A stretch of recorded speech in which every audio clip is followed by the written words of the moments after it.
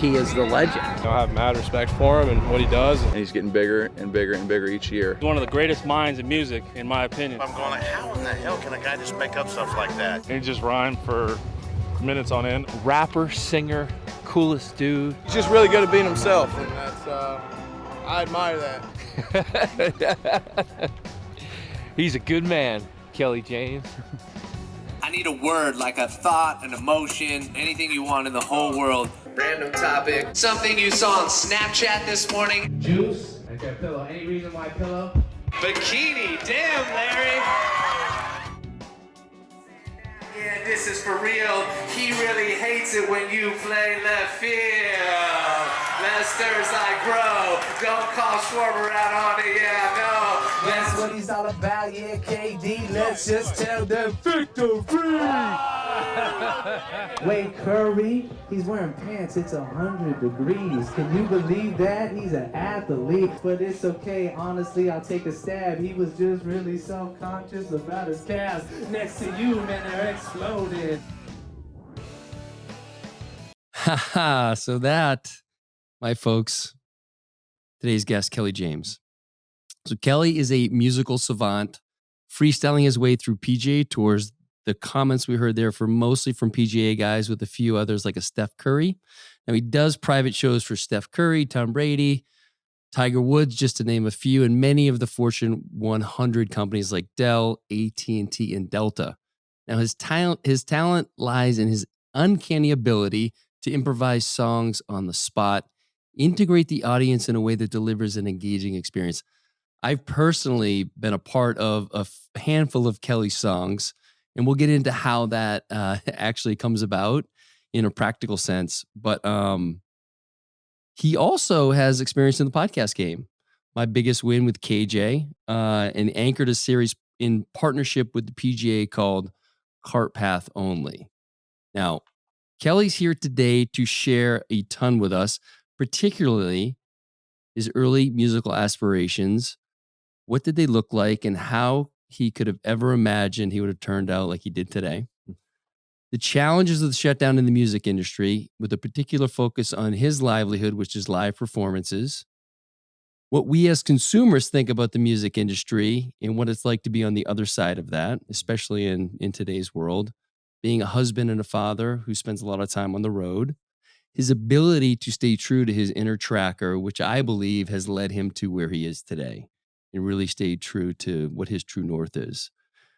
And we want to talk about why he's here in Idaho this weekend and what he has done within this really challenging time to pivot and really make the most of it.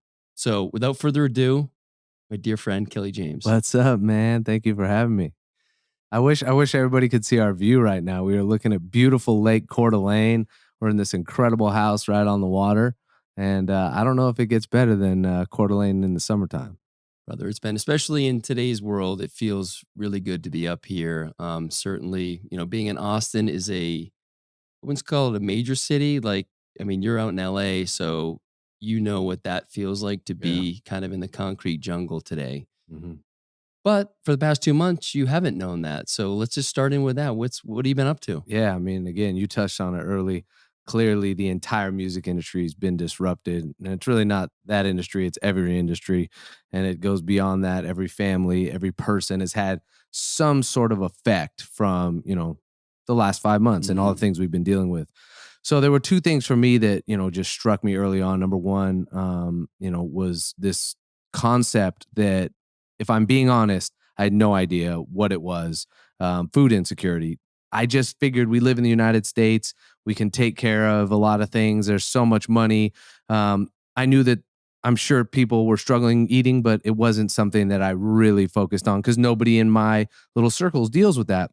And the further I dove into the data, I was just blown away by the number of kids that are affected by food insecurity and that literally have two working parents, but they can't provide enough to, have lunch for their kids without the school systems. And they rely on these school systems and after school programs like Boys and Girls Club to feed their children. We partner with Steph Curry's foundation, and there's a bunch of different examples of, two working parents, a mom that has 2 jobs, 4 kids, one of them has special needs, and every single extra dollar goes to that child.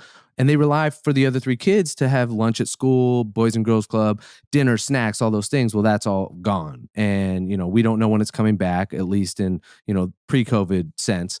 And it's like an unbelievable just reality that we have in this country of children not being able to eat, and families not being able to provide for those kids. So long story longer, June 18th, we set out on the road. We created this tour called the Million Meals Tour. And I think last night was our 40th show of 70, which will run into the fall. And we're going to donate at least 1 million meals to Feeding America through Wheels Up and their Meals Up program, which is their charity arm. And then we partner with Steph and Aisha Curry's foundation called Eat, Learn, Play to provide a ton of additional support there. We did an event here a couple nights ago to partner with Community Cancer Fund, who you've been involved with. And they've done unbelievable work to help a variety of different issues that need to be dealt with, specifically up here in the greater Spokane, Seattle area especially. And we raised enough money to fund meals at the Ronald McDonald House here until January of next year. So food insecurity is the basis of the reason why we got out on the road. And it's been an unbelievable journey so far.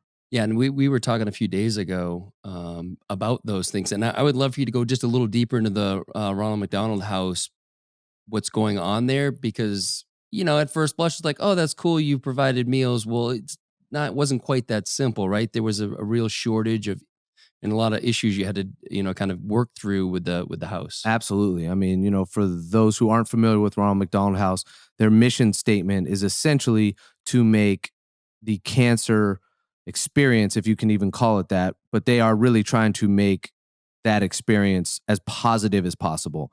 And, that experience can go either way. Their goal is to make it completely as frictionless as possible for families, in that they don't want families to have to worry about lodging. They don't want them to have to worry about meals, transportation locally, entertainment and fun things, and education for their other kids, who are kind of dragged along in this process.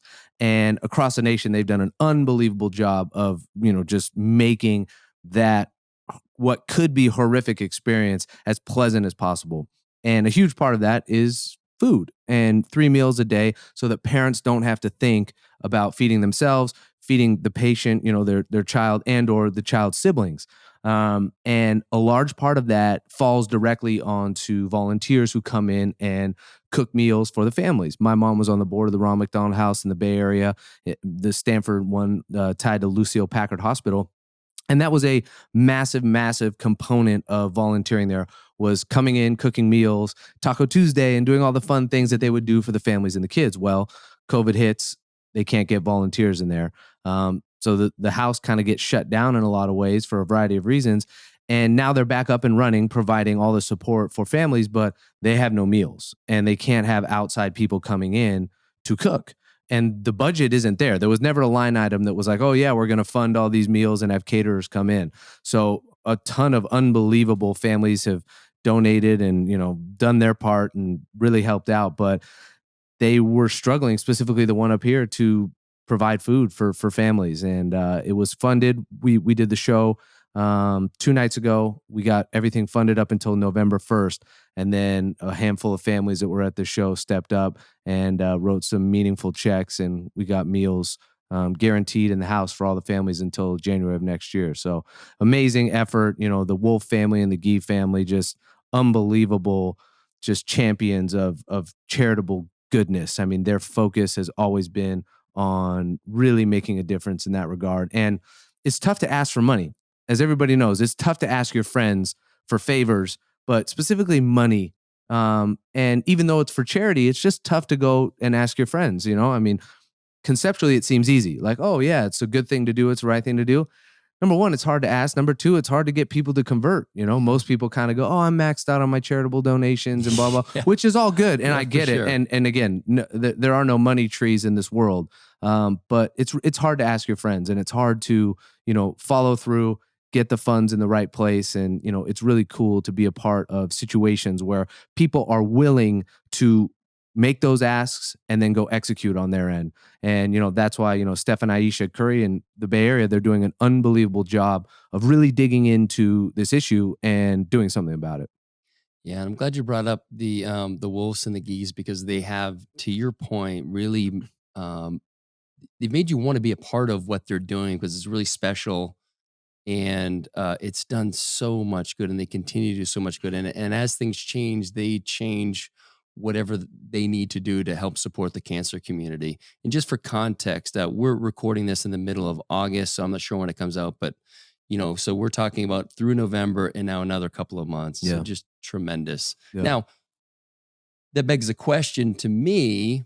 And I had reached out to you. I had actually looked back on our text. It was about a week or so after everything had kind of gotten shut down. And I just had this notion like, oh, like here's another one of my friends that I didn't realize would be affected by this. Mhm. And you tremendously affected, not because you lost a job at a restaurant that was shut down, but your livelihood is traveling and live performance. Yep. And so I'd love for you to just speak to what it felt like in March. Like, I think it was the 11th was like it seemed like the last live performances were then. Yep. So you get the inkling people are starting to cancel shows. What did you have lined up? What were your thoughts then 5 months ago of what this would look like, where you'd be today? Totally. And then where are we? We had a show. We had two shows that were kind of the canaries in the coal mine for us. Number one, because of who they were for. Number two, just the timing and the circumstance. One was for Workday and one was for Cisco. One was, I want to call it March 2nd, and one was supposed to be March 15th. I know both CEOs very well. They're brilliant men and truly have a very, very high sense, like just an incredible social EQ and just a global view of life. They obviously operate companies that, operate in essentially every single country on planet Earth. And I trust their opinions and their thoughts in a variety of ways. So call it February 27th, we get a call from Workday. Show's canceled 5 days. And they're canceling an event in Florida for 4,000 people. It's a global event. And I'm sitting there going like, 4,000? You're just going to cut this thing off? All the travel plans, it's a huge event. And I'm like, that's interesting. And the reason was this thing called, coronavirus, which we had sort of heard about, but like, I remember making the joke, kind of to my manager, just being like, who would have ever thought that, this thing that's going on over in China would ever affect us? Well, I guess we lost one because of it. Pretty funny. 5 days later, we get another call from Cisco. Same thing. And both CEOs were essentially like, hey, we're bringing people all, we don't know how this thing's working. From all the different, resources that we have, we're just unsure. And I just remember sitting there like March 6th, and I sent out like a little tweet. And it was like this like naive, harmless little tweet that essentially said, has anybody heard anything about coronavirus? Like, what are the thoughts? And like, I just legitimately we had two shows canceled, two big shows for us. March 12th, 11th, 12th comes around. And, the tidal wave kind of jacks up and you can see it and you can feel it. And then it really starts to get heavy hour by hour by hour by hour by hour. And everything started to change over the next 7 days. And, being in LA, like it was pretty rapid in terms of, I don't want to say hysteria, but things heightened real quick. And then we just started to see shows drop off. And there was probably, call it, again, March 12th to March 26th of absolute just wiping out show after show after show after show. And you're watching like booked revenue, like guaranteed book revenue shows. Some of these shows I've played for 10 years in a row, just gone. And without getting into like real specifics, like we're talking meaningful revenue wiped out all through March into April. And I remember thinking like there was like conversations like, oh, the Masters will happen. If anything can happen the Masters is going to happen. It's the beginning of April. It's Augusta National. They do wonderful things on planet Earth in a variety of ways. That'll happen. And then the conversations being like, okay, this is looking dismal. We'll get to June 1st and then things will be normal June 1st. And I remember distinctively saying to a bunch of people, I'm like, I don't know about June, but I'll be fine if we can just come back September 1st with regularly scheduled programming. And everyone's like, oh, it'll be fine by then. I remember like, again, nobody knew. You're like, oh, vaccines will be there by October. It'll be this, that. Once we flatten the curve, it'll be fine. We just got to flatten the curve and get ventilators. That was the whole goal, right? On March 12th. And so you're thinking like, cool, flatten curve, get ventilators. Worst case, we're at July 1st, and then Worst case. back to regularly scheduled programming. And so, I've been fortunate to have a nice little career. And I wasn't as concerned for me as I was of what I knew was going to happen to my industry. And put it this way, if I was 24 years old and this hit, I'd be done. I mean, you kind of live month to month to an extent. Maybe you could get through 2 or 3 months of no revenue, but like, I don't know how long I could have really lasted if I was 23, 24, because the margins are so small. You have to play so many shows to make money, and you rely on so many of like those road revenue streams, merch, live show fees, the sponsorship that comes off touring. Like there's so many things in there. I'd be done. And then I looked, and you start to think about like all the road guys, all the musicians, all the people that, again, don't have these huge kind of paydays that sort of last you for a long time. Everything's kind of week to week, month to month, and you work. And stuff just started getting canceled and canceled and canceled and canceled. And there was a point where it was like shocking, like, oh, wow, I can't believe it's getting canceled. And then it was like serious. And then it was like devastating. And then weirdly became like funny for a 3-week period. We're like, of course it's all getting canceled. I'm going to move to Costa Rica and just go eat bananas on the beach with my family. This is all over. Like the whole thing's over. And it was probably when it got funny and then it got real again. Because now it's like, okay, this isn't funny. That I was like, all right, I got to do something. I got to do something for myself. I got to do something for my team. I have to do something from just my brain. And I want to make a difference in this crazy time. And that's when like food insecurity plus me just a little bit losing my mind. I used to play 170 shows a year. So you take that away. That's like somebody who works out every day and you're like, yeah, you can't go to the gym. And you're like, well, that's kind of for months. That's kind of what I do. Like that's what I really enjoy. Out.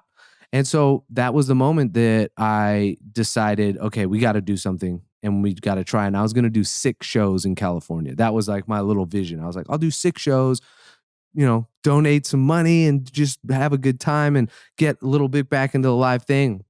We ended up partnering with Wheels Up, decided that we were going to do 50 to 70 across the nation and just go try to just take a big hack and make a small dent in a massive problem. But yeah, again, March 12th.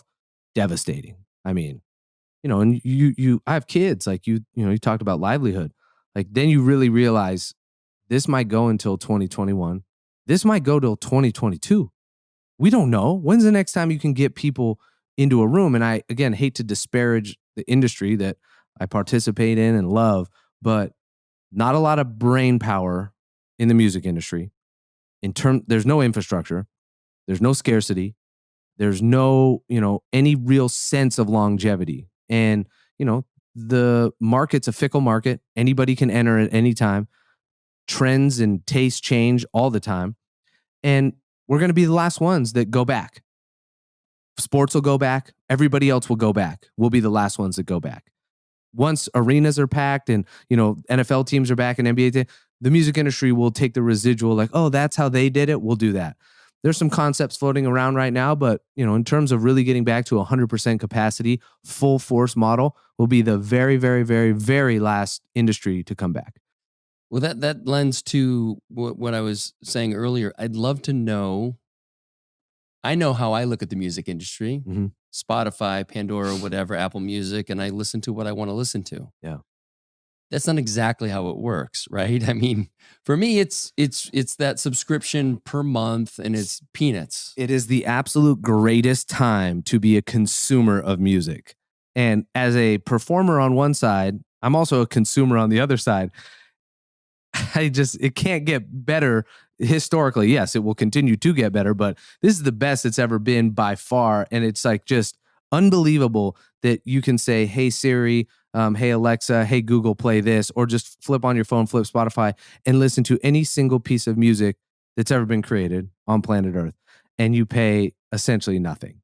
There's a lot of different arguments as it relates to streaming. I think it's incredible because, again, it's lowered the barrier for everyone to create music, make a career. I think that's unbelievable. On the flip side, there's an argument to be made about the financial side of streaming. The the short term. There's not a lot of money in it. There is long term if you're doing it the right way. It's there, but you talk to a lot of artists, and that streaming revenue is nowhere near what people kind of think or wish that it was. 0.001 cents a spin, which kind of sways in terms of how much you get played. Just it doesn't do it. And we flipped our whole model into, in the last 7 years, the industry as a whole, live shows. It's all about live. And that's what we bet on. And that was our whole thing. And then bam, gone. Yeah, so you nailed it. You bet on the right piece, and then it gets taken out. Mhm. And so now I'm curious, what is going on? Like, so you're doing these solo shows. Yeah. So what's up with your band right now? The guys that you usually are playing with. It's a great question. I don't have them on retainer, so they're not on salary. I only have 4 people on salary. They have, like, again, a preferred relationship in terms of I sort of get priority on them. I make sure to, overcompensate them for market value. They get taken care of really, really well. But it protects me, because if I don't want to tour or play shows for 2 months or whatever it is, I don't have to continue to shell it out. And then number 2, they know when they play with me, they get paid almost double, market rate. So there's like that kind of balance, but I've tried to throw them some stuff here and there. It's tough though, I mean, they provide an unbelievable, just they're unbelievable assets as it relates to a live show. There's just no live shows. So we've been doing online stuff, and there's a few little things, but that's where, like, there's going to be a lot of casualties. Like you saw, Zach Brown had to fire 90% of his staff. And, I have a bunch of friends that have, 20, 30, 40 people on payroll. We were just in Nashville at Troubadour, talking to Luke Bryan. He's got 67 people on payroll, and he's not going to tour this summer. The big acts, like Dave Matthews, has kind of come out and said, like, he's not touring till 2022. Like they can bet on that essentially. He'll be able to take care of his people. Luke's, been able to take care of his people, but, I mean, American Idol is a huge help with that. The artists that truly rely on touring, I don't know where you get that money, when it's not coming in, and how much do you throw into this business that's not generating any revenue? There's like a moral element to that that's heavy, and there's just like a financial element to that that's pretty cutthroat. And there's probably some balance in between, but I think everybody's a little confused on it. And like I said, we talked about earlier today, what's the end game? Like, what are we waiting for? What are we planning for? Again, vaccine comes, and then what? What's the plan? And nobody knows. And it's there's an element of it that's really, really scary, because you're talking about families, you're talking about livelihoods, you're talking about people's kids, you're talking about education, talking about so many inputs. You're talking about people who have saved money for retirement that are in that zone, that it's just wiping out retirement right now. There's a lot of factors in there, and we're just dealing with unknowns. So it's a heavy, heavy time, as to go back to my band guys, like, I check in on them and, just make sure that they know, any single opportunity that exists, they're in. We're going to do this thing at the end of the month, and, they'll be on that show. But we talked about this tour, solo acoustic, with the guidelines that are set out. Like, I can't play with a band on stage. Like, if you're supposed to be socially distanced, and you're supposed to, I mean, tough optics. It's really tough. And then how people are just absolutely destroying, anyone they can, to a certain extent, who's even swaying one little step out of the lane, trying to do something great, but, not doing it in the right way. So it's heavy in a lot of ways. Cause again, emotionally, especially as artists, none of us ever got in for the money. There's not one musician out there, go to the top of the ladder, there's not one single guy that was like, I'm going to do this to make money. Cause it is the last industry you can make money in. Like, it's just, the odds are just so little. Like, they're so small. If you wanted to go make money, you would choose 75 other things. It's like finance, private equity, real estate, like, ding, ding, ding, ding, go all the way down the board to make money. Right. You would not choose music. No. So think about this. Like we're a full industry of people that just want to make art. That's it. Nobody really cares about the money. It's awesome when it comes. Don't get me wrong. And I don't take it for granted, but there's not a single artist that does it for the money. You can't, you wouldn't, you wouldn't do it. There's just way too much work. There's way too much risk. There's way too much of all the negative things to even think about making a rational decision on that. You just do it because you love to do it. So that even makes it just harder to deal with, is like musicians, we just love to do it. Mm-hmm. And my last little thing, and sorry for just ranting on all these topics, away. but this is, and I might get blown up for this, but again, music industry, love it, appreciate everything it's given me. Not a lot of bright minds in it. Not a lot of forward thinkers, not a lot of people creating infrastructure. I would be on that side. I'm not, you could point the finger right back at me and be like, well, what are you doing to create infrastructure? I do have a mentality, though, that I think is kind of different than a lot of other artists. I see COVID coming and we start to shut down and my shows start to get canceled. And I'm going, okay, as a music industry, our really number one driver of revenue is live shows. That's all we have at this point to really make real margins, right? That's being taken away. It's also being taken away from NBA players, NFL players. Like if they can't play, they don't get paid to an extent. In Major League Baseball, they're just grinding each other the whole time. Do we play the season? Do we not? 70 games, 50 games. NBA, what does the bubble look like? Safety, NFL, who knows if they're going to play, right?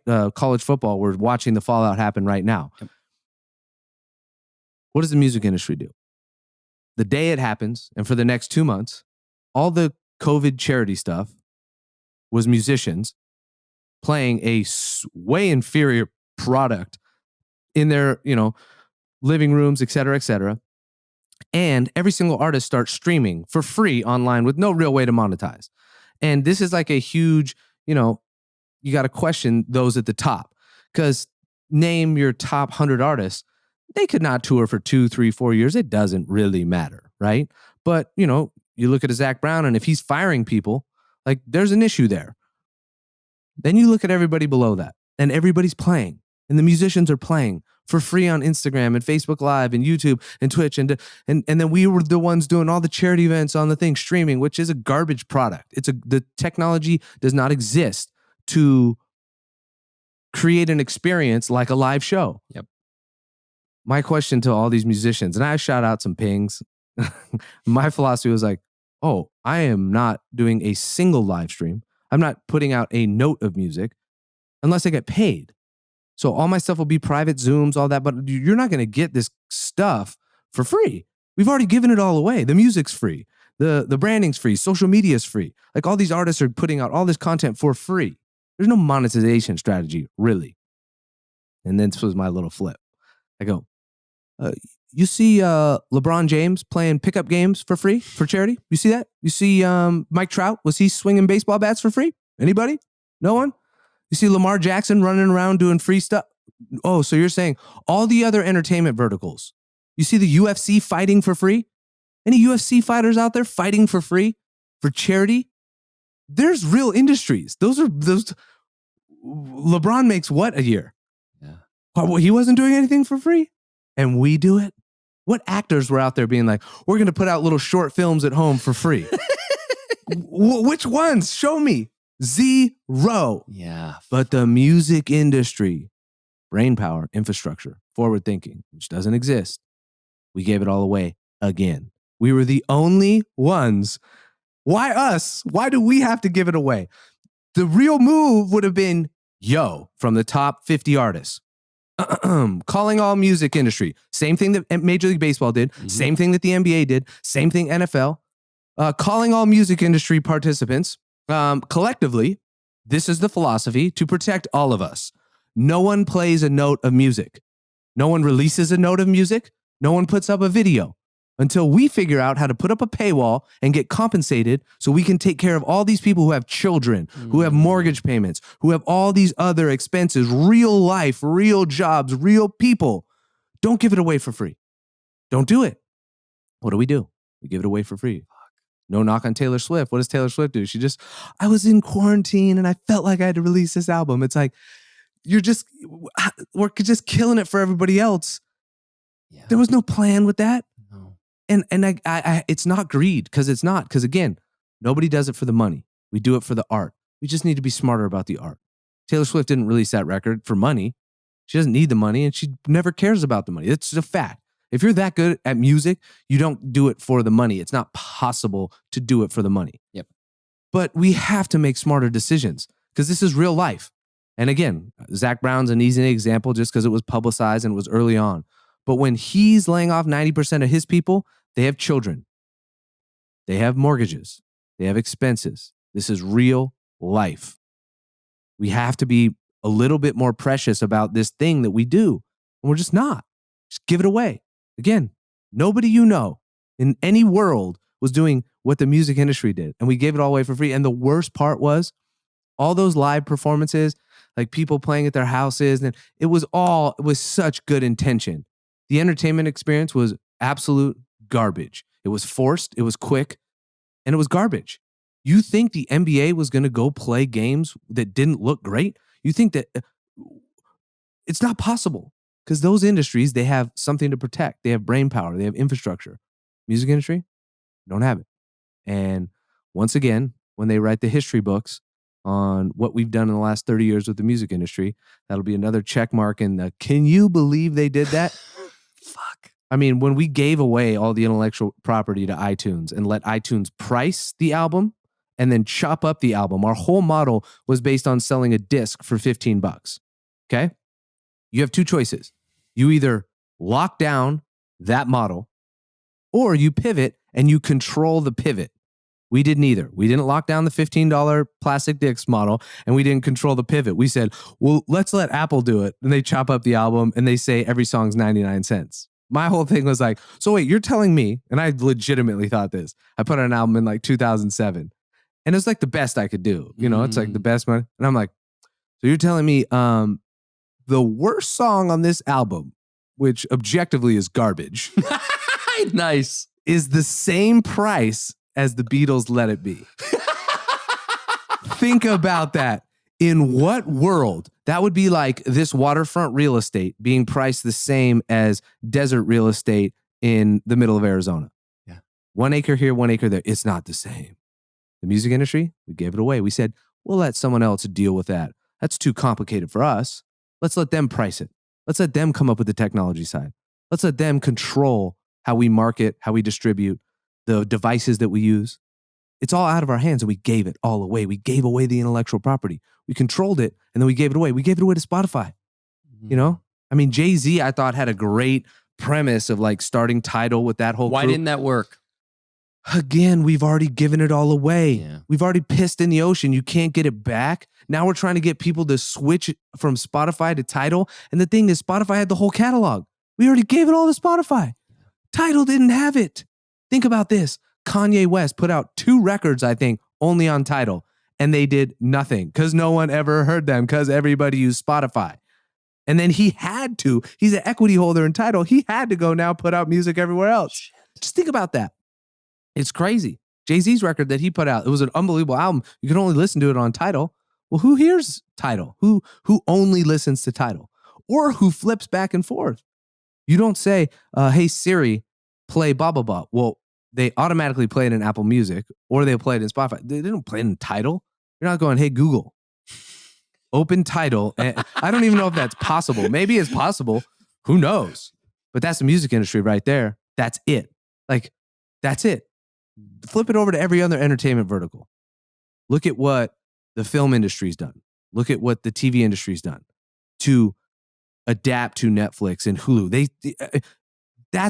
Maybe they saw the music industry. Maybe they're just smarter, but they are controlling that narrative in many ways. And they were getting paid. Now Netflix is doing everything they can to disrupt that traditional industry. Mm-hmm. But that industry is fighting every single day to maintain it. The music industry would have laid down day 2. Been like, this fight's too hard for me. Just give it away. Let them have it all. Price it however you want it. It's crazy. And so this is the end of my rant. You can edit all this out. I and delete love it. that rant. Let me give the breakdown to the music fan out there who likes to go to concerts, specifically smaller concerts. There's a certain type of person that loves that 500 capacity venue. For sure. In LA, it's like Troubadour, Roxy, that sort of zone. San Francisco, Fillmore, Slims, roll down the list. Everybody's got their 500 cap room in their city. As an artist, let's go back to my little career. You essentially get paid nothing for shows. You go play one of those rooms as an opening act, you might get $150, $250, $500 max as an opening act, right? And even the headliners are making like net a couple grand. Like it's not, the metrics aren't there. Just think of the math. 500 seats. I wondered about that. I'm like, okay, they're selling some booze, but there's not a ton of so the revenue. artist sees no booze. Artist sees only door revenue. And best case scenario, you're getting 75% of the door. I'll do the quickest math for you real quick. 500 capacity room, $20 ticket. It's really all you can kind of command. Maybe a $30 ticket, but let's call it a $20 ticket. We used to sell tickets for $12.50, $13.50, and those price little dollars up and down like actually affect who's going to, it's astounding about pricing that thing. $17.50 looks way different than $20.50. Like people are in or out. So $20 ticket, we'll just use round numbers, 500 cap. It's 10 grand max at the door. Well, you got comps and you got all that stuff. So chop that number down a little bit. It's probably more like 450 sellable tickets, right? That's 9 grand. Venue keeps 20 to 30%. We'll use round numbers. Let's just say it's another 2 grand gone, right? You got 7 grand gross. That's best case scenario you're going to get, okay? If you're the headliner, you get the 7 grand. Agent takes 10%. There's $700 right there. Depending on your management deal, manager might take 20% of the gross. That could be gone either way. Let's just say that's another $1,000 just to make the numbers easy. So you go $1,700 off the top of that. So now you're $5,300. Now you're at $5,300. As the headline act, you are responsible for paying the opening acts. You'll pay your direct support, the band that comes on right before you, probably $500, and you'll pay the first of 3 like $250. Okay, so let's say we're at $4,500 now. Yep. If you're playing those venues, let's say you have a sound guy and like a road guy and a tour manager. So you have a crew of 3. Okay, let's say their salaries are like $300 a day plus expenses per diem. Chop off another $1,000. So now we're at 3,500. Yeah, 3,500, 3,300 in the zone somewhere, give or take. Tour bus per day is about $1,500 a day. Shit. Okay. The cheapest one you could get is probably $1,000 a day. Let's say you're in a van. Let's say you're in a tour bus. Let's cut it down the middle. Another $500 gone. Okay. Right now we're at what? We're right around 3 grand, maybe 3 grand, less. give or take. We'll call it 3 grand to be generous. Call it 3 grand. Okay. You got to pay for hotels. Got to pay for food for everybody. Got to pay for gas. Got to pay for just like all these little expenses that just pop up. Just is what it is. Then you got 4 guys in a band or 5 guys in a band. Split that. And that's what you're doing every day. But remember, those nut numbers or the daily nut of hotel, gas, all that, play a show or not play a show, your crew, play a show or not play a show, you're paying that money. So 5 guys split 3 grand. The numbers get pretty, and that's if you're selling 500 tickets a market. It's tough. It's really, really tough. Then you got to pay taxes. There's a lot of things in there. Now, yes, you can counterbalance with merch, etc. But that's how it really trickles down. I'll give you the breakdown. When I started, let's say you're the $500 act or the $250 act on that tour. You rely on merch. That's what you rely on. You rely on CDs and t-shirts. It's just what it is. And, you talk to any young band out there, that's how they built and financed the early part of their music. So when I first started touring, 2007, I could sell CDs. People still bought CDs.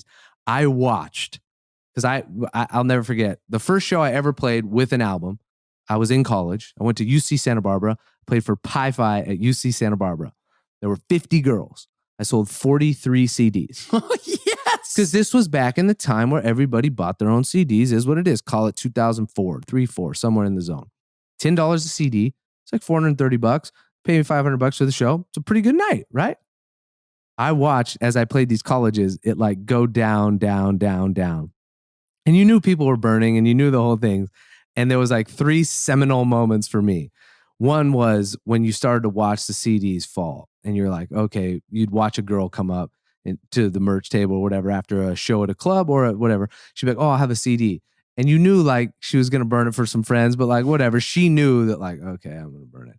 And then like a year later, as generations change, you watch two girls come up and you're like, oh, can you sign the CD to both of us? And you already know like, oh, they're going to burn it for each other. They're roommates.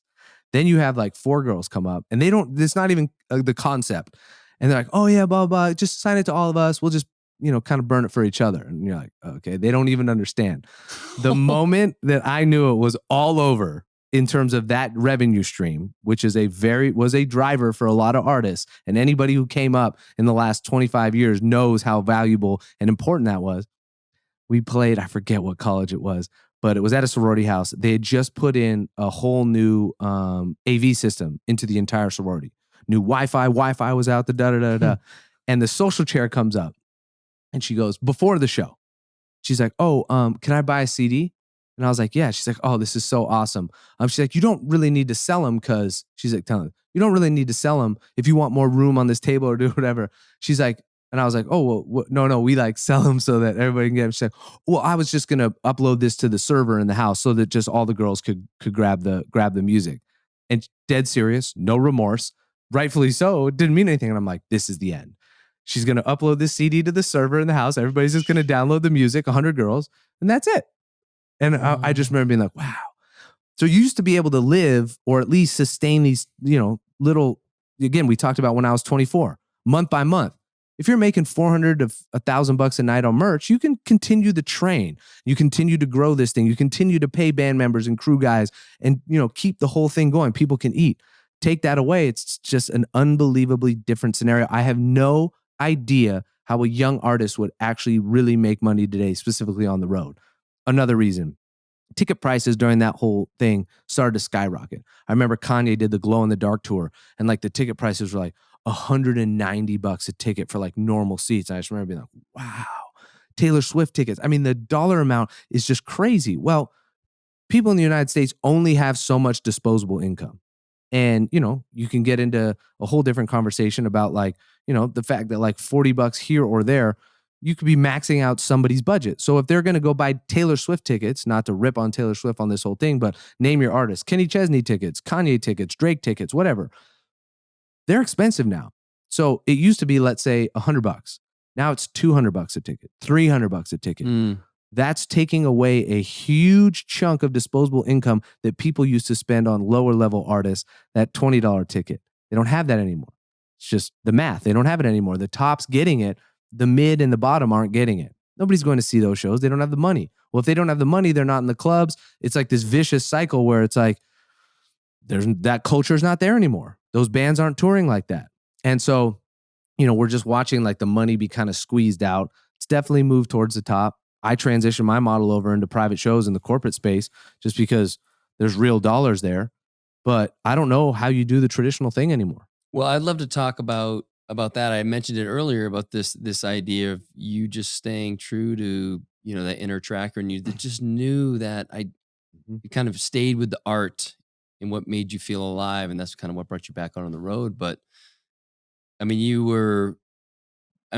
you've been discovered many different times, but I know our mutual friend, really close friend of ours, JJ Dudum, was one of the ones who brought you into this family of discovery, different communities. And so I would love for you to just kind of walk us through like how you got out of that kind of rat race, and listen, you were in it. So you kind of earned your chops there, but you've been able to come onto a different career, but you also offer something very unique.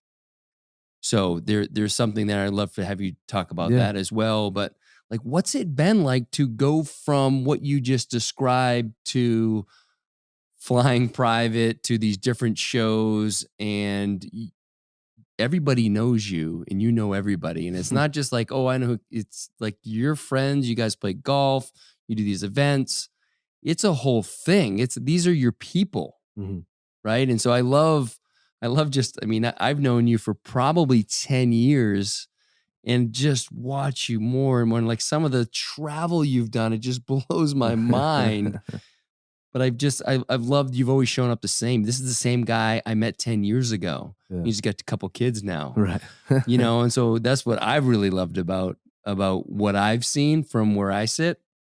And it's one of the reasons, really the biggest reason I wanted to bring you on was just like, there's such truth in your story about that. Like, what do I do? What do I do really well that makes me feel really good? And you just, you know, like maybe you had different aspirations when you were starting out. 100%. And you didn't, you know, I would guess, and I'll let you talk about it, but I would guess that you had to let go of those at some point because something was just kept pulling you into this thing that so many people. I was watching a clip from Larry David when you were interviewing him at the Madison Club event. Mhm. And he is one of a 1,000, a million people who are just like, I don't know how you even do one of the lines in your music, but you have such a gift and you've just stayed with that and you've honed it and and I don't mean to simplify it so much because I know a lot goes into it, but you've let go of what you maybe thought it was going to look like 10, 15, 20 years ago. 100%. And you live a pretty incredible life. And I think in the way I know you, you always show up with gratitude and an open heart.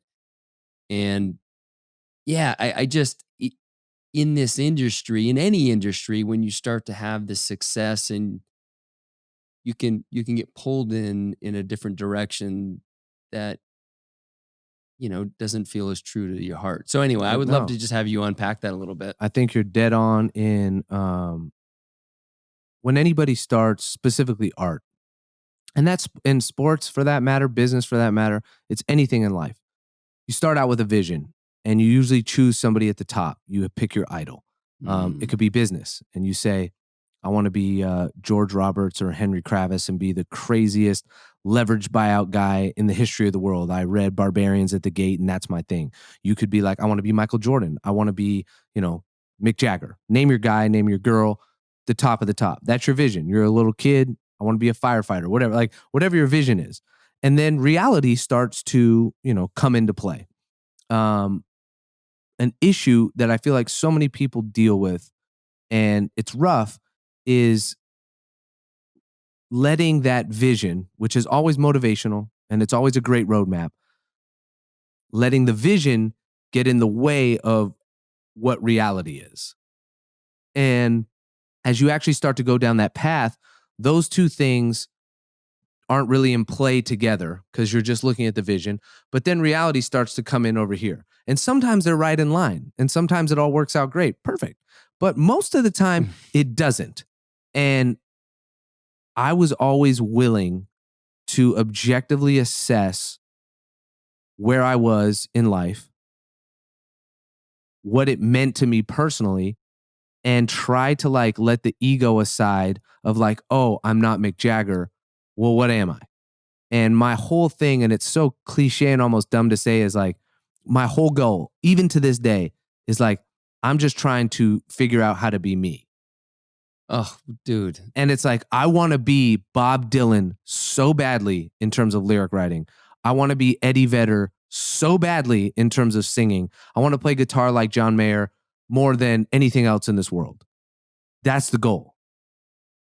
But I can't let the fact that like the math on the reality side of like, hey, you don't have a voice like Eddie Vedder.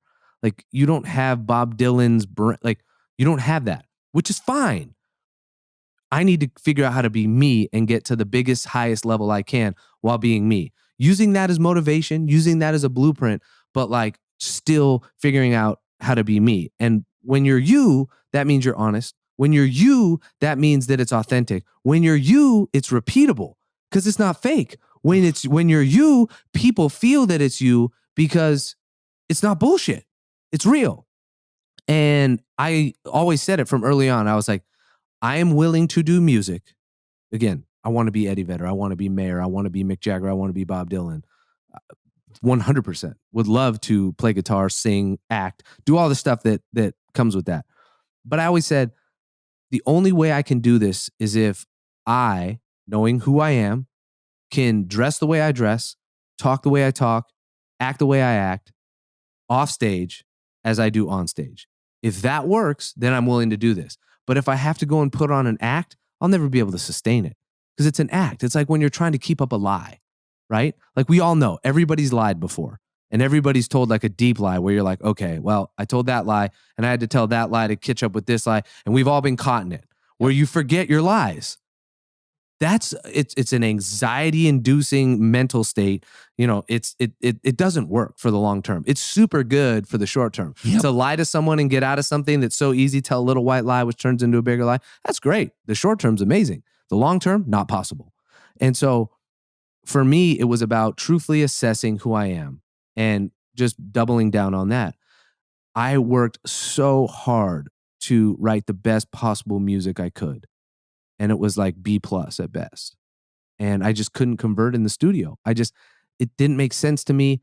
I used every single resource I could ever possibly do, and I couldn't do it. And I started to tour with other bands, and I watched it happen. I watched Mike Posner happen, like literally from this thing, and it was just incredible to me. And there were so many data points, and we played so many shows together. And I remember like booking him, because I had this college tour, and I booked him for $5,000 at San Diego State. And I just remember being like, damn, dude made $5,000. I was making like $3,500 at these fraternity parties. They were willing to pay him $5,000. I was like, I didn't even know they had $5,000. And then 2 months later, he's getting 20. And then I watched him get 50. And then I watched him play privates for 150.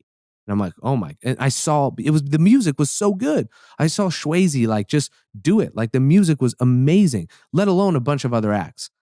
And I didn't have the music. So there was part of me that's like, well, just keep writing. It's like, dude, you can't convert in the studio. You're working as hard as you can. You can't do it. What can you do? Be honest with yourself. What are you good at? What really works? What's you? Well, I love people. I love performing. And I did this freestyle rap thing that like was always like working right on stage, and people loved it. It was like their favorite thing about the show. Mind blowing. But I was unwilling to acknowledge the freestyle rap thing as a legitimate art form because I was trying to write lyrics like Bob Dylan or come up with the next hit song. I was like, oh, that freestyle rap thing, that's whatever. And then it's like, I step back, I assessed like, okay, let's be objective about this. Where's reality? This is my goals and my visions and my dreams, but reality's sitting over here. Well, when the delta between those two things starts to separate and you're not focusing on reality, that's the end of it all. That's complete, utter, like now you're zero. That's complete suffering. And it falls apart. You're suffering. There's no productivity. You're frustrated. You don't understand because you're still looking at the dream and you're faking your way to the dream, but reality's floating away this way. And so my thing is like at a certain point, you have to go with what reality is and double down on reality. And the reality was I did this freestyle rap thing. People really liked it. And it was who I was. It was me. It was me speaking from the heart in the moment with the knowledge that I had, with the frame of reference that I had on life. Well, double down on that. And I was so unwilling to do it for a couple years. Really? Yeah, because that wasn't the dream. Bob Dylan didn't do that. John Mayer's not doing that. Now I got to do this freestyle rap thing. Like, is it a joke? Is it... I'm giving up my dream in my head. The ego is like, you set your sights to be Mick Jagger. Now what are you? And you're like, oh God. But then the more I stepped back and the more objective I was, and the more I was trying to be like, okay, who am I really? You can't sing like Eddie Vedder. You can't play guitar like John Mayer for a variety of reasons. So why are you trying to chase that? You can play guitar well, you can sing well, but you're not that. What do you do that's really good? And the freestyle rap thing was my thing. Everybody's got their thing, but it's really hard to, number one, find it. Number two, double down on it. And so I chose the freestyle rap thing. I started to like, make everything a little bit more heavy, improv centric on that.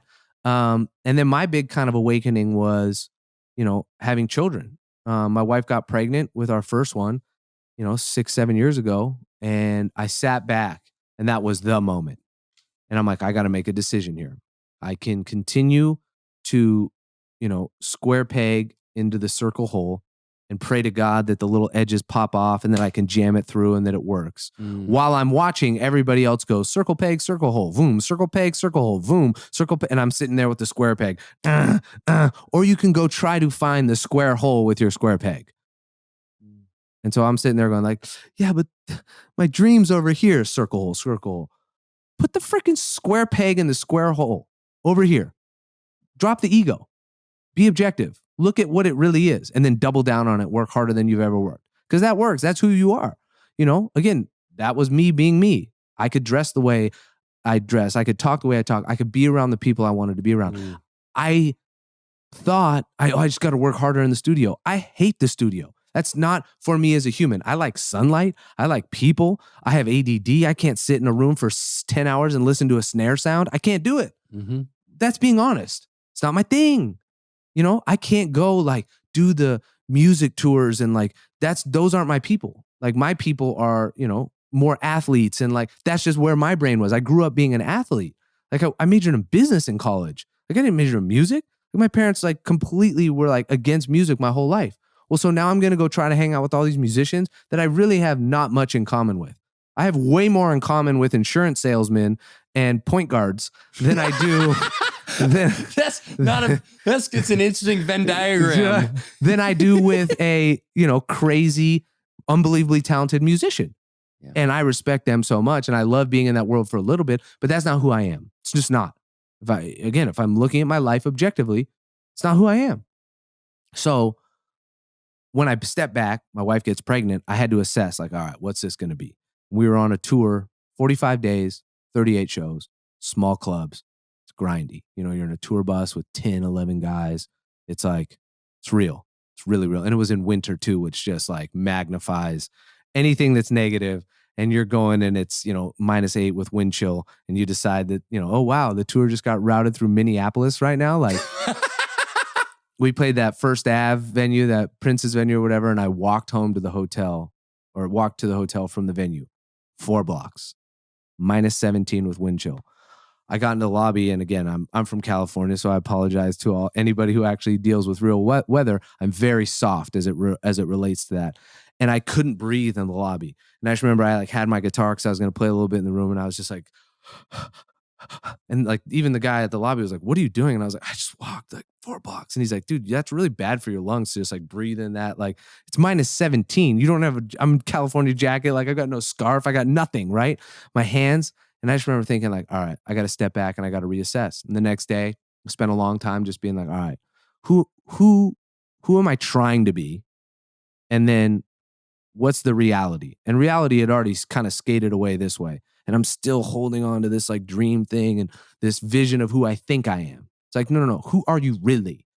And the reality was I like to entertain people. I like to play live shows. I like to be around a certain kind of people. It's just who I am. If you look at my friend base, like there's not one friend that I grew up with who played music. They were all athletes and they all went on to be commercial real estate guys and a variety of other things. Like that's who I am. So I said, all right, I'm not going to do, that was the last tour. I said, I'm not going to do any more ticketed shows. I'm not going to play any clubs. I had already had the private show business, but again, I was denying it.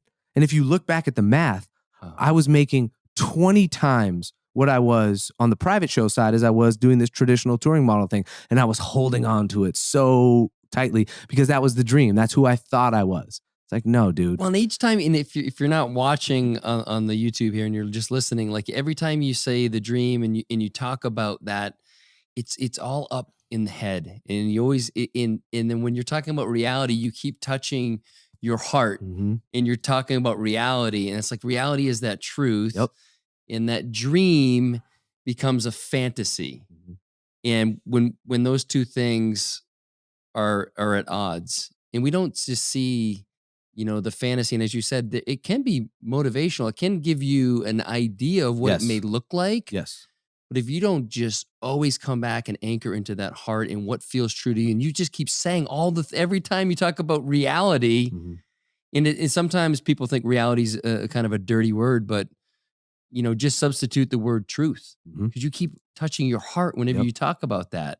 And then whenever it's the dream, you're like up in the head and it's like, yeah, like that is the struggle. And if the heart doesn't win, you're fucked. Yep. You're in that kind of no man's land. Yeah. You're in that limbo and you're in complete suffering. Yeah. And so now you're talking about moving through that and finally just following your heart. And you're right. The math, 20 times anybody looking at it objectively would say, dude, you're fucking nuts. I should have done it 3 years before. And you couldn't though, because it wasn't objective at that point. There was this ego dream. And again, we use dream, right? What about substitute dream for your parents' expectations. Ooh. Unrealistic, perfect little thing that you're trying to achieve.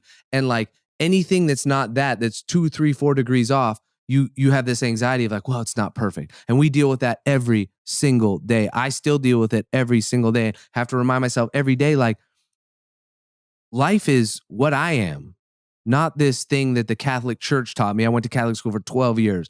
Not this thing that my mom said I should be, not this thing my dad wanted me to be, or what I see on TV. And it's like, oh man, that guy lives his life that way, and I'm not living it exactly like that. Therefore, I get anxiety. That delta between those two things where you're like, it's not perfect. It's like that's the moral of this story is like, it's great to have a beacon. It's great to have religion or a parent's point of view or a mentor or your own point of view of like, I want to be Bob Dylan.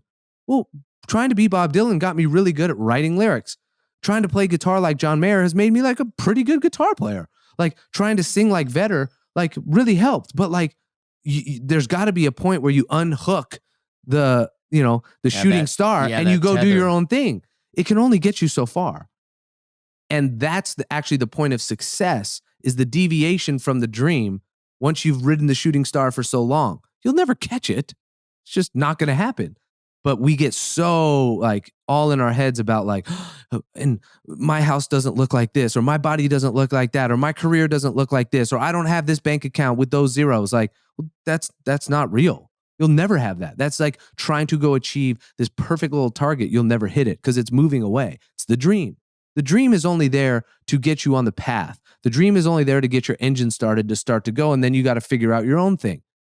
And then again, somebody's going to look at you, your career, your bank account, your body, your whatever, your life, your kids, your, and they're going to look at that and hopefully they can be motivated by it, but for only so long. Yes. And we have this tendency to just neglect math.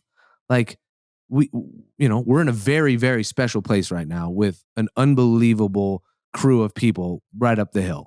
I don't know how much you touch on the whole discovery situation, on the podcast. A little here and there. I mean, I've had some people on the show, and they know that I've yeah, it's as special as it gets. However, my wife and I were like laughing today.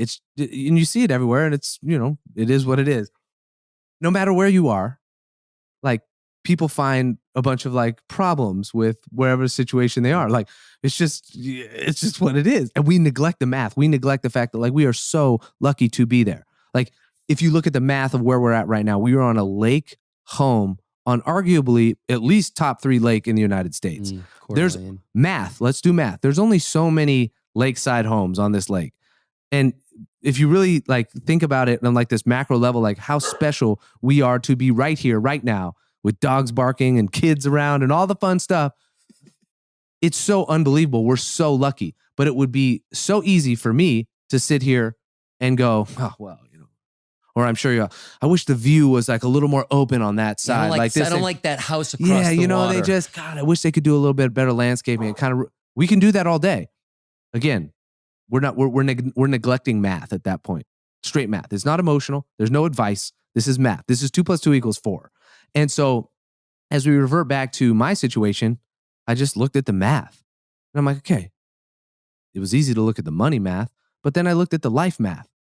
Who am I? How do I dress? How do I act? Who am I really? Like I know who I want to be, but am I really that? No. Who am I really? Like, what's the truth? What's the actual truth? Mm-hmm. And once I sort of, at least in my mind, started to acknowledge it, number one, number two, double down on it, and then tried to work every day to be like, okay, this is who you are. This is what you do. This is your little purpose. Go do it, and go do it so well, and just be you. And that's where I figured out, okay, cool. I can do this freestyle rap thing. I can go play all private shows. I actually enjoy playing in situations where I have to, again, quote unquote, win over a crowd or entertain people. That's what I like doing. I like meeting new people. I like traveling. I like traveling in a certain way. It's not grinding it out, road. I love flying in and out. I like the real special rides where, I love all that, and I love all the people, and I like golf. And, I started to really put those little check marks down of like, okay, cool. Well, let's double down on that. And it wasn't until, my little awakening moment was children, and it was like, okay, I got to figure out a way because I can't go do 170 shows a year and leave for months and months and months at a time. I don't want to do that. That's not me. Me is being a dad. Me is being home. Me is balancing it all and still being able to come back and surf and flying in and out and like just balancing this life. That was just what I wanted to do. And it took a lot to realize that that's who I was. And I said, and I still relate to it all the time, I'm still figuring out every day to just be more me. Like, who am I really? What do I really like to do? Because there's so many pressures to like do other things and blah, but it's like, no. What am I good at? What do I really like to do? Who am I? That's like the goal every day. And it's a struggle every day. Because trust me, I come up here and, I would love to add 3 more zeros to the bank account. Like you watch these, it's like, it's great to be around billionaires. It's like, Right. When you see what they have, you're like, God, I would love a 200-foot yacht. I love all what you're talking about because this is something, especially in this kind of season of my life over the last year or so, it's getting really clear on that. It's so simple. Who am I? Yeah. What do I love? What makes me feel alive? It doesn't matter what else. Like I used to have, these bouts of FOMO. If I missed a crew that was playing golf or a party on the lake or whatever, I don't fucking care about any of it anymore. And I can say that, from my heart, where before I was like, yeah, I don't really care, but I did. I was like, fuck, I wish I was there. Totally. What did I miss? And, you bring up the billionaires, and I wonder, because I know that being around people who have, let's just call them financially successful, or maybe it's been in sports or whatever. Yeah. We know they have problems too, right? And so that makes you understand that when we look at their life from our lens, from the outside, not knowing anything about them, we idealize all that bullshit. Everything. So now that you've really, again, these are your friends, like, you go and play golf and you're driving the car together, you start having real conversations about shit that's going on at home, the bad investment they made, or just that they just retired, right? How about that one? They just retired, and now what? Because they lost their team. They've been told what to do for 20 some odd years, and now their wife's not necessarily happy that they're home because they're fucking up that rhythm. The kids aren't sure what they're supposed to do, and he doesn't have any of what he grew up with, right? I mean, we've seen that a lot. Absolutely. And it's heartbreaking on the one hand, but it's actually part of the reason that I was kind of called to this work. Everybody deserves a chance to sort shit out. I don't care how much money you've made or what you've been given. Sometimes those guys have it the hardest because, Sheldon was on the podcast, and as you know, like Sheldon Surrey, he had it all, and then almost died from pills. And when you're starting to go down that road, as he shared, it becomes even darker because you had it all. You had it all, and you could even say, it was given. It wasn't given to him, but you feel like, look at all the shit I've been given, and I've pissed it away, and how did I end up here? Yep. And so that becomes, I don't know. It's just, I think being, exposed to different groups of people, and I think especially as your industry on the whole, but just the way you interact in these private shows, you get to know these people on a very personal level. And so I'm curious, I'm kind of leading, but like it has had to open your eyes to, Massively. Oh, it's not even a question. Again, you touched on it. Once you hang out and, you look at somebody in a certain way and you're like, oh, that's a perfect life. Then you realize it's not perfect. And then you realize no one has a perfect life. Then you realize it doesn't matter how much money, how much fame, how much power you have. Everybody's got issues. And it's just, how do you manage those issues day to day and get closer and closer to being who you really are? So for Sheldon, he probably thought he had to do a bunch of things and he had to act a certain way. Well, then you like really boil it down. And you're like, okay, I didn't need that. I didn't, I was trying to be, Gretzky, and I'm not Gretzky. So I'm not going to live like that because I can't, because I'm not that. So I'm going to live like Sheldon. For me, it's like, I'm going to live like me. Like, it's just, and there's pressures every single day to change. And there's pressures every single day to second guess your choice on who you want to be every day. You could just look out the lake right now. Like, God, I'd love to have that boat out there.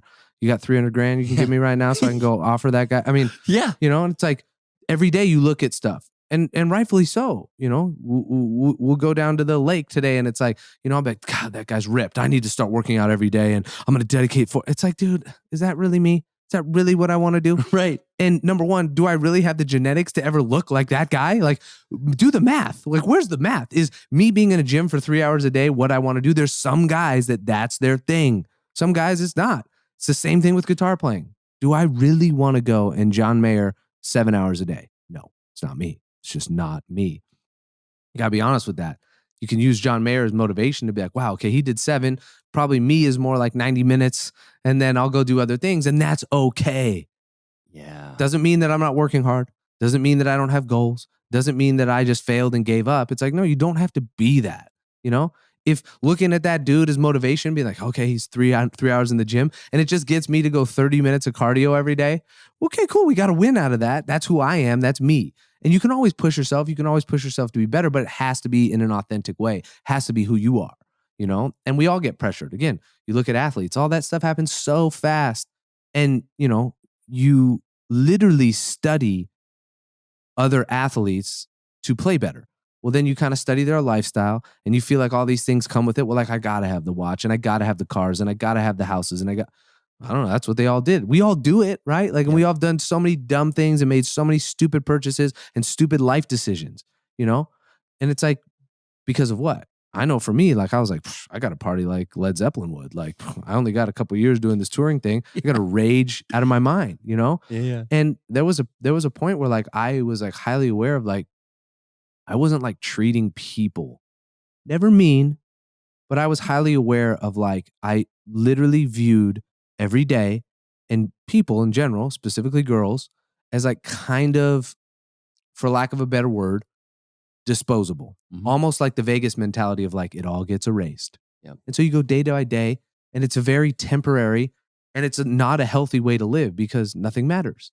And that wasn't me. Like that wasn't who I wanted to be. I just felt like, damn, I'm on tour and I have $5 in my pocket and all this stuff's happening. So I'm going to go do this. It's like, you don't have to do that. And again, it gets back to that reality point of like, who are you and what's the reality? So we get into like, again, you talked about playing for different people. You know, I have more and more motivations. I have more and more, you know, people that I can look up to and aspire to be like. Not exactly like, but like, okay, cool. Wow, this guy gets up early every morning. I would love to try that. Maybe that's something that works for me. Maybe it's not. Yeah. Maybe it's No not. attachment to it. But if it's not, that's cool too. I'm just trying to get better. But in reality, I'm not trying to get better like them. I'm trying to get better like me. And I'm just trying to be me. What works for me? What makes me smile? And it's a battle because, like, you know, again, I love golf, but I don't love it as much as surfing.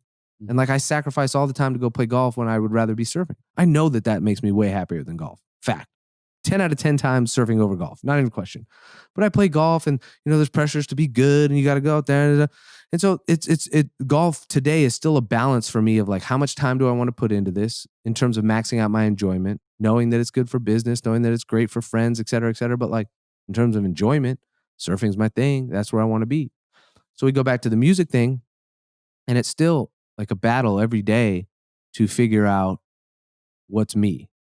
There's all this new music coming out, all these cool new beats, all these great young artists, so it's like, do you go try to do that? Do you use some of it? At what point? Well, it's great to hear all the new stuff and maybe you use a little bit of it, but you can't go back. You can't feel guilty that there's a delta between me and a 22-year-old making music. It's real easy to, though, if you approach it in the wrong way. Oh, yeah. And I remember like when that first generation of now it's new young artists, you know, I became like 28 and now you're looking at 22-year-olds and they're like noticeably younger. They're listening to different music. EDM was just starting to hit. And I'm like, oh, I need to do that. Like, I gotta be like that, you know? And you have this pressure to go do it. The reality is like, that's not who I am. And so I'll give you my last little thing. I got very lucky in 2008 and 9. Bottom falls out of the economy. In 06, 07, when I came out of college, graduated in 06, in LA, you could throw a tennis ball in the air in West Hollywood and hit a singer-songwriter, like a guy playing guitar who had songs. And, you know, we were all of the Jason Mraz, John Mayer, Jack Johnson kind of generation, early 2000s. This is like 7 years later. They opened the door. everyone wanted to do it, right? Because there's the blueprint. You're going to be like Jack Johnson, John Mayer. Everybody was trying to do it, right? And 08, 09 hits. I had colleges and I had private shows. And we go into the Great Recession, you know? My competition at that point wiped out. Couldn't do it. There's no money. How are you going to do it? Can't do it. You can't sustain for, it's like a year and a half of like everybody, wallets in the pockets, not coming out, nobody spending money. You know, again, it's only 10 years ago, but like you probably remember that time. Like, Oh yeah. this place was shut down. Like Yeah. Coeur d'Alene, I don't know if there was a real estate transaction for 18 months. So I get through that. And then all of a sudden, the music industry, streaming, et cetera, all these other things, does what it does. And everybody behind me, when I was 22, I took a lot of people's jobs on the private show side. I was cheaper. I had the new cool sound, the new show, played guitar, the whole thing. I start looking over my shoulder. Now I'm like 28 years old or 27 years old. I'm like, who's the young kid that's going to take my job? Well, that's been wiped out. And now the new young artist wants to be a DJ or a rapper. And I knew at that moment, I was like 20, let's call it 28 years old, 28, 29, call it 7 years ago, whatever the number is, more or less, 8 years ago. I'm 36 now. I was like, okay, step back. And this was right in like the transition. So 08, 09 happens, competition gets wiped out. Now we split into rappers and DJs is what the young generation wants to be. That's what I would be if I was up and coming right now. Yep. I wouldn't be doing singer-songwriter stuff. And it splits. Renee gets pregnant 2013, somewhere in that zone. I kind of have like the awakening. You know, I think she got pregnant in 14. But 12, 13, I sort of stepped back. I was like, okay, as it was all happening, the first baby was the one that was the straw that broke the camel's back in terms of me realizing what the truth was. But I'm like, okay, if I can drop my ego and not try to chase being 22 years old every single year as I get older and older and trying to be 22, trying to write a hit song, trying to be 22, trying to be 22. If I can just accept where I am, knowing, and now it was fortunate because I really had no competition behind me. There was no young kids playing guitar that were going to take my jobs, right? If I can slide with this demographic and just be willing to give away all the young cool stuff and just slide all the way up until I'm playing at old folks' homes at 80 years old or whatever the metaphorical, what's the end of the rainbow, this thing can work as a career. And I had a data point that I was watching happen.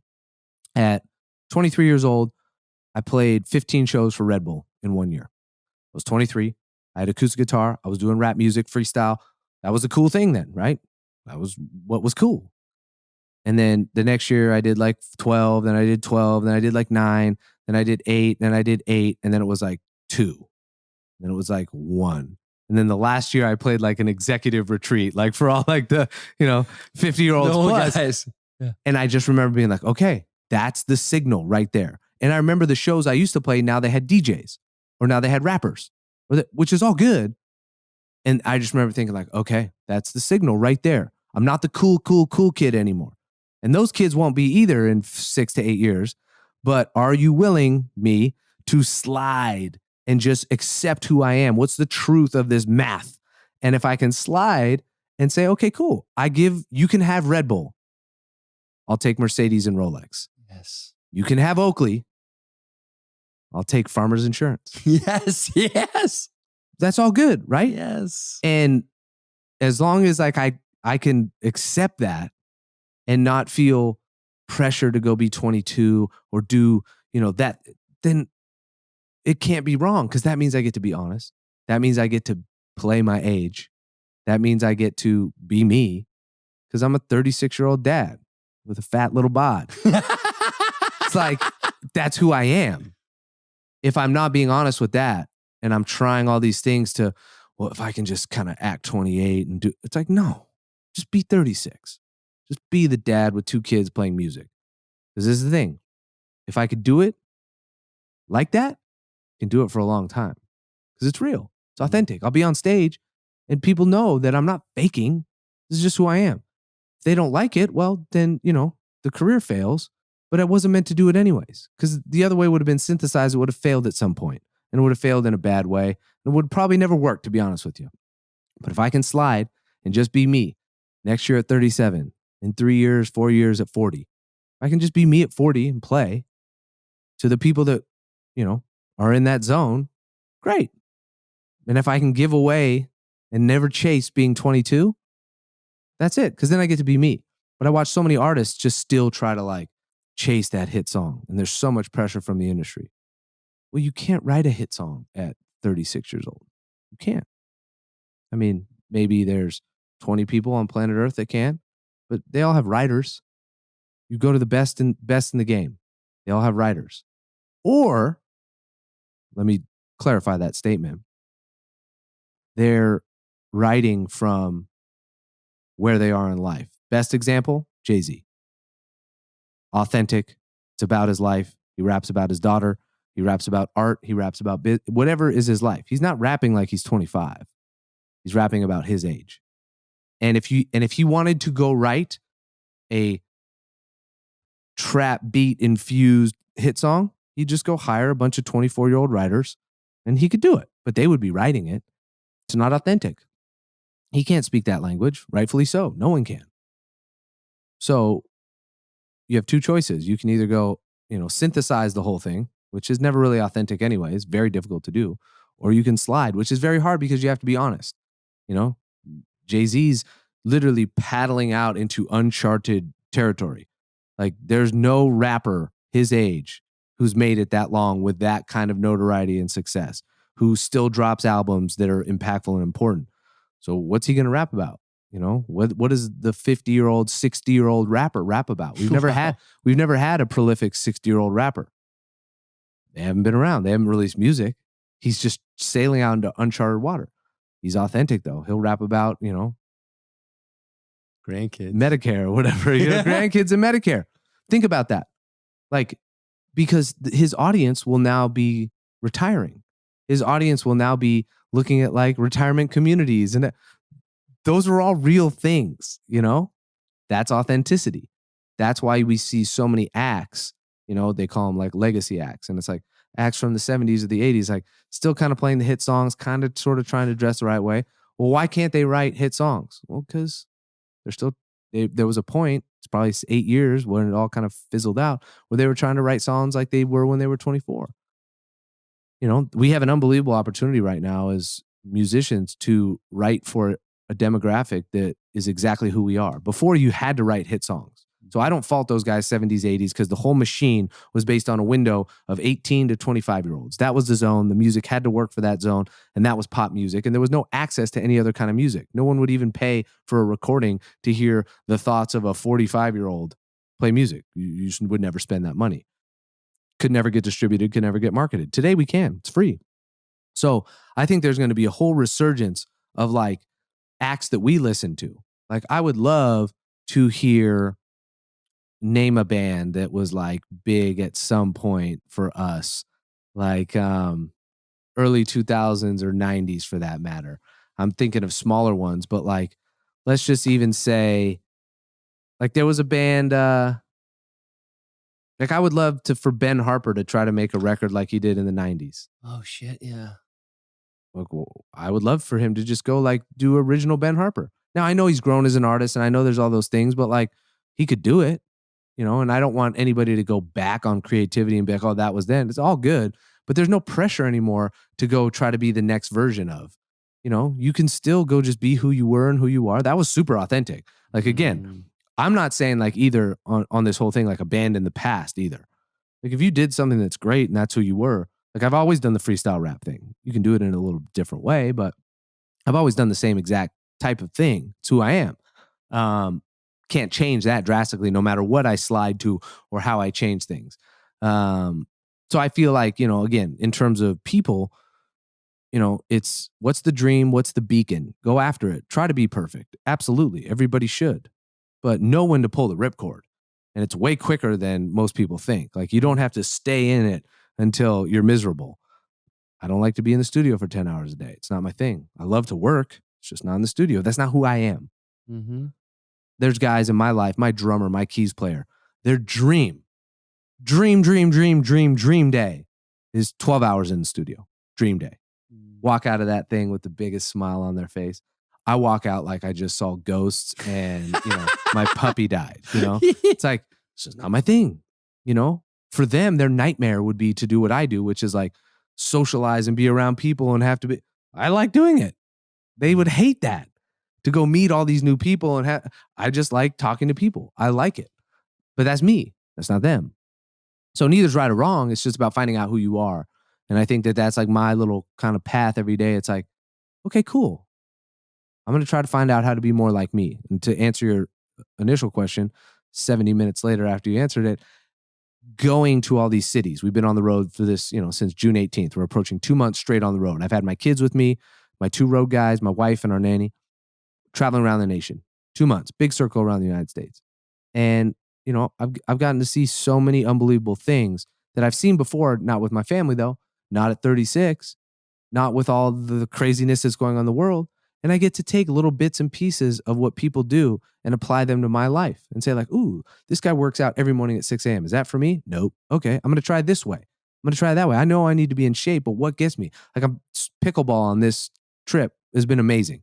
And like on the backside of where we live, like there's this little club thing and pickleball is like a big thing. We've never played it, my wife and I. Like that's a huge takeaway from this trip. I like doing that. Well, she played with my wife Peyton the other day. Yeah, exactly. But I like doing that. I found that. Okay, that's cool. I found that like I actually, really need to spend more time reading, because I used to read a lot at home, and then on the road when I was by myself, I didn't. And then I haven't in the last 2 months, and I realized how much I miss it. Okay, cool. That's another little nugget that I picked up.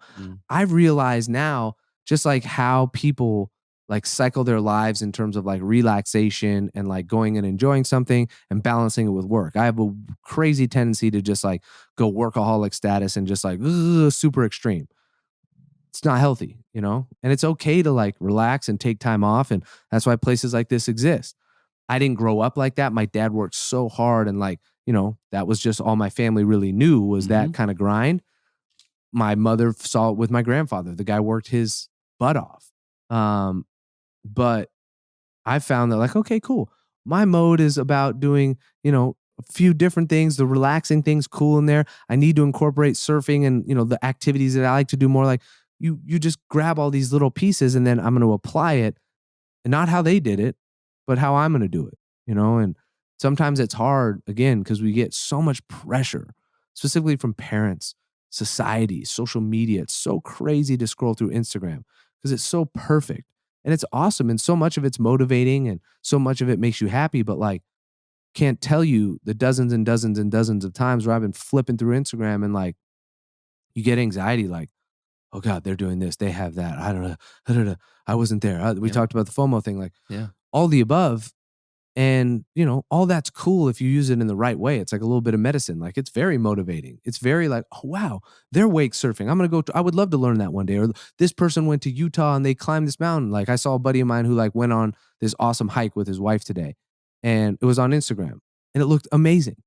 And there's a part of me where it's like, as opposed to maybe X number of years ago, I would have been like, oh God, and I didn't really work out today and this. They have such a privilege. It's like, no. Hey, there's a ton of cool hikes in Southern California. What a great idea for me to go try something else. Yeah. It's the difference between a lot of times, like I'll have some friends that'll be like, oh, I'm jealous that you're doing that. Well, are you jealous or are you inspired? Right. That someone's doing something that opens your eyes up to like, oh, maybe I could do that. I don't have to do that, but I might like to do that, and it might work and it might not, because finding out what you don't like is just as important as finding out what you do like. Absolutely. It's like paying attention to those things. Absolutely. And, again, just being honest about like, hey, it's okay to not like stuff. It's okay to realize like, oh, so Michael Phelps was in a pool 9 hours a day grinding for 4 years in cycles. Probably not my thing. I couldn't do that. There's no way. I don't have that in me. And that's okay. It's okay. Totally okay. There's 100 other things where like, you can point to people that do stuff that, again, looks amazing, sounds amazing, all the above, but it's not who you are. So you can't do it. Like, don't do it. And don't feel guilty for not doing it. Work hard every day. Be happy every day. But, there's no point in trying to be something that is not you. It's just what it is, you know? Like, I don't know how else. It's so cliche and it's so simple and so stupid. But like I would say, like my little mission statement for myself every day and where I made that pivot musically was just like, just need to be me. I need to dress. I always wanted to dress like me on stage. I wanted to talk like me on stage. I wanted to play guitar like I wanted to play guitar. And my thing, and I told my wife this, I was like, if I can do it that way, I can do it forever. Yeah. With quotes. It But- sounds so simple, and I know cliche and all that, but it is. It's the truth, and we don't. Oftentimes, we don't use those others, the John Mayers, the Eddie Vedders. You know, that's what my friend likes to say. Boyd Vardy likes to say that's form to leave form. So you have an idea of what it looks like to play like John Mayer. Okay, I got that.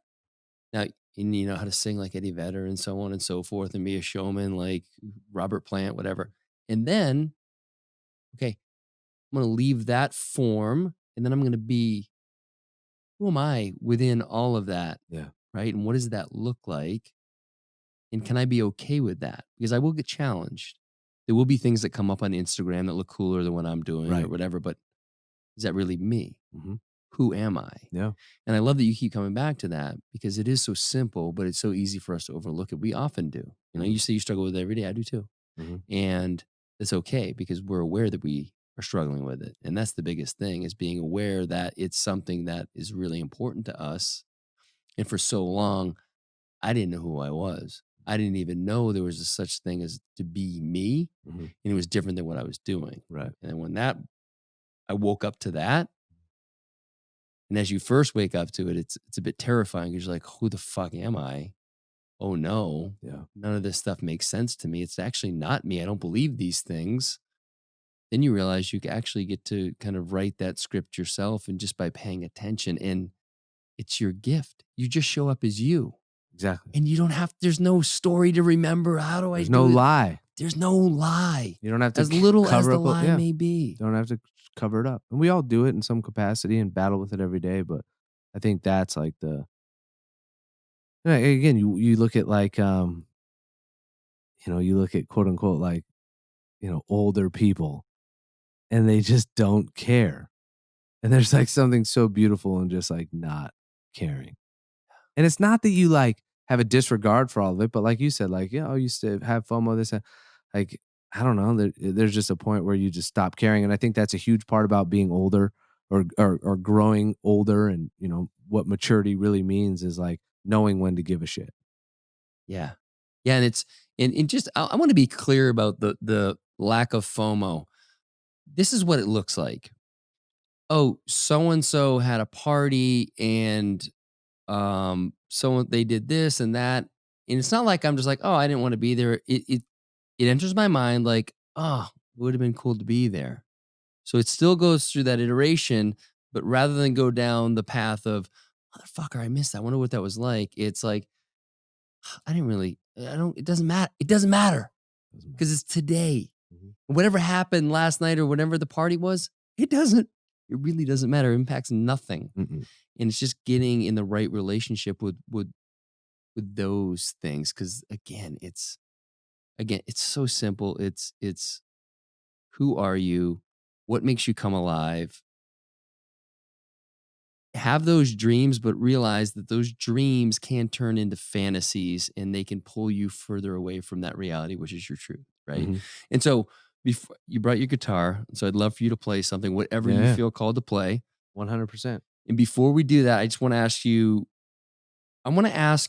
where you feel like today, like what's the biggest struggle of being a father or being a husband? Like what's been coming up like lately for you that is something like I really want to focus on this. God, parenting is just the most difficult thing because,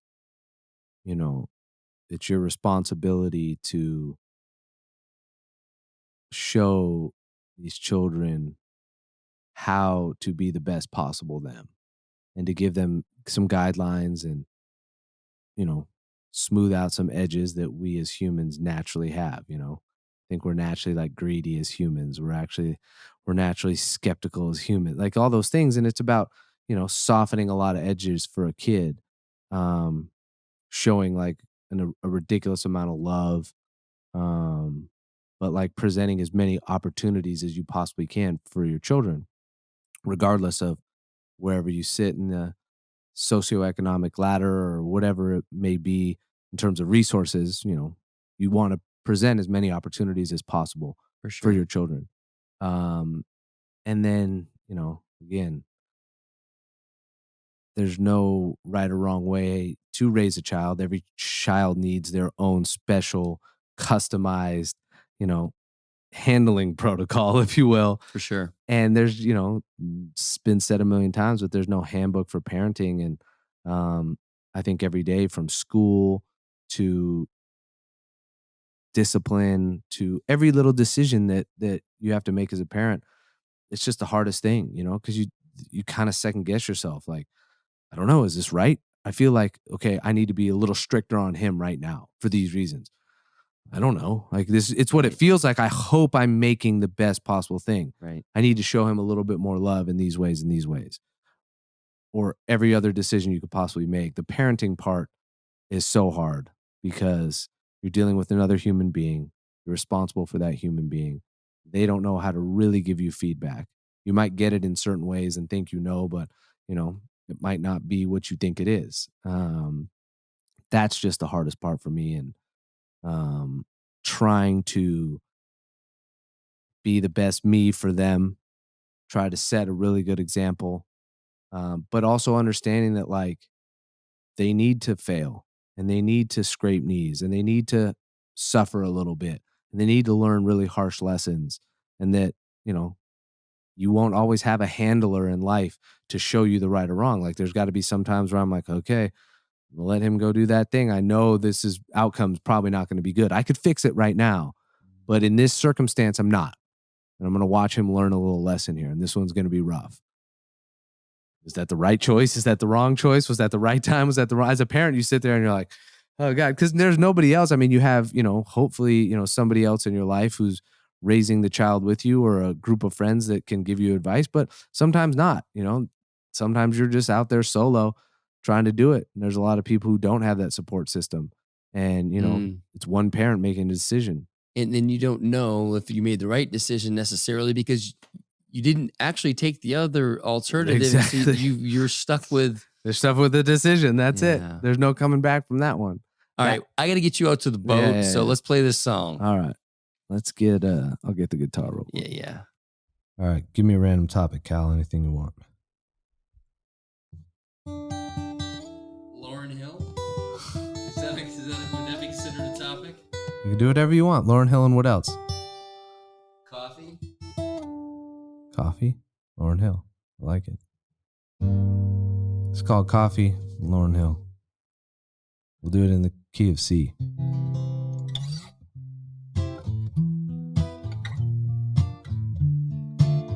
For the music nerds out there, there's a little volume gate and a compressor because we got the EQ and everything set up for the WNBC. This is called Coffee and Lauryn Hill.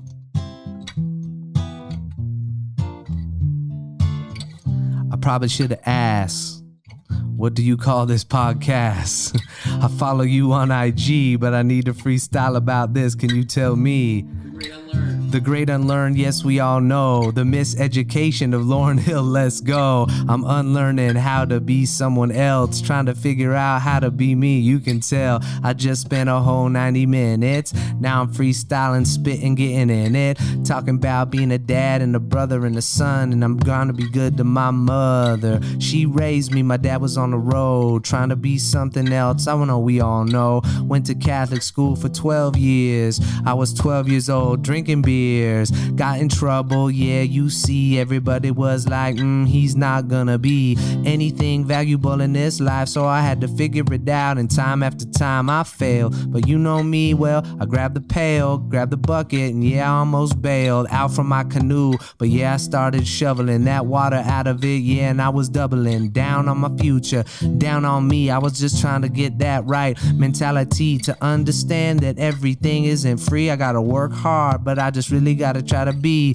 me. It's like a cup of coffee, got the motivation. You could jumpstart me and see that everything in life comes with the right intention, and you gon' get something that's good if you just understand that the world's in the palm of your hand. But sometimes we're looking up at the sky and don't realize that the more we try to achieve our dreams actually backfires on us, cause it's not what it seems. Me, I had it in my hand the whole time, and everybody's got who they are in their mind, but you just gotta double on down who you are and hope, believe that's who you found. At the end of the day, you could play and you could say that I was me and I did it my way, like Frank Sinatra. There ain't no stopping. Lauryn Hill's got the vibe, yeah, she was dropping albums in the 90s, Miseducation, and she produced the whole thing. I just saw it and I was like waiting for some white clef vibes, but I was like, damn, the girl did it her way, right? She was just being her.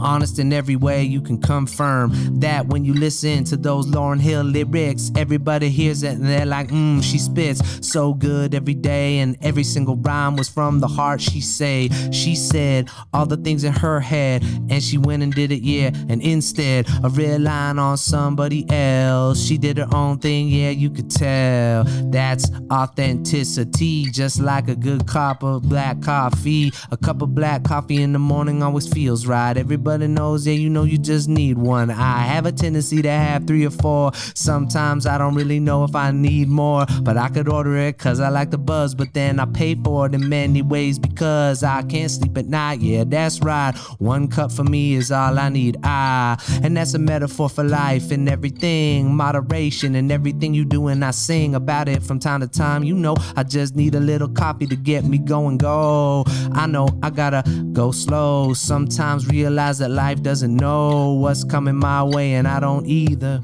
Yeah, you're gonna make me a believer in being me, and hopefully I did maybe drop a little nugget on you for your kids. Shout out to the mommies and the daddies, you know you're allowed 1,000,000 cups of coffee to get through it. So me, I gotta miseducate myself every day. Yeah, I'm just trying to stay in between the lines. It's a new education. Everybody knows, yeah, we're just waiting for the signs in this life, but they won't come unless you create them yourself, yeah, and become yourself in every single way.